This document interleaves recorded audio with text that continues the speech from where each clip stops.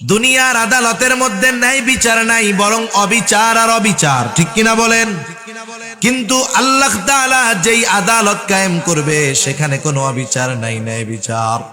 আল্লাহ তাআলা সেই জন্য বলেন ফালা তুযলামু নাফসুন শাইআ, সেই দিন কারো প্রতি ন্যূনতম কোনো জুলুম করা হবে না। ওয়া ইন কানা মিসকালা হাববাতিন মিন খারদালিন আতাইনা বিহা, কেউ যদি দুনিয়াতে সরিষা দানা পরিমাণ কোনো আমল করে, আল্লাহ তাআলা বলেন আতাইনা বিহা, ওইটাকেও আমি হাজির করব। শুধু হাজির করব তা নয়, ওই কর্মের ব্যাপারে তার হিসাব নেওয়া হবে। আল্লাহ তাআলা বলেন কাফা বিনা হাসিবিন, হিসাব নেওয়ার জন্য আমি আল্লাহই যথেষ্ট।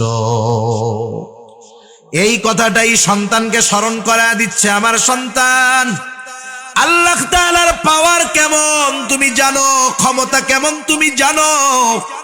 তুমি যদি দুনিয়ার মধ্যে কোনো আমল করো, ওই আমলটা যদি পাথরের মধ্যেও করো, এই আয়াতের তাফসীরে রাসূল আকরাম সাল্লাল্লাহু আলাইহি ওয়াসাল্লাম বলেন, হযরত আনাস রাদিয়াল্লাহু তাআলা আনহু থেকে বর্ণিত হাদিস, নবীজি বলেন কোন ব্যক্তি যদি এমন পাথরের মধ্যে আমল করে যেই পাথরের কোনো দরজাও নাই, জানালাও নাই, দরজাও নাই, জানালাও নাই, এটা অসম্ভব, এরপরেও যদি কেউ ওই রকম পাথরের মধ্যে কোনো আমল করে যেই পাথরে প্রবেশ করার বাহির হওয়ার কোনো জায়গা নেই, ওই পাথরের মধ্যেও যদি দুনিয়ার কোনো বান্দা সরিষা দানা পরিমাণ কোনো আমল করে, সেই আমলটাও কিয়ামতের দিন হাজির করবেন যিনি, তিনি কে?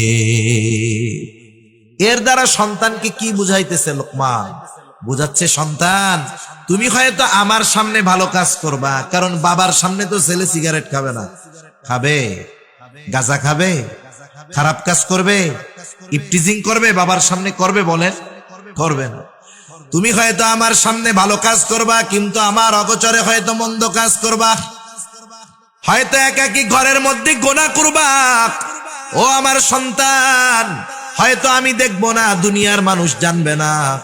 তুমি যদি একাকীও করো, রাতের আধারেও যদি করো, নীরবে নিভৃতে ঘরের দরজা লাগায় যদি তুমি কোনো আমল করো, সেটা ভালো হোক আর মন্দ হোক, তোমার ওই আমলের ব্যাপারে দুনিয়ার কারো খবর নাই, কিন্তু খবর আছে কার কাছে?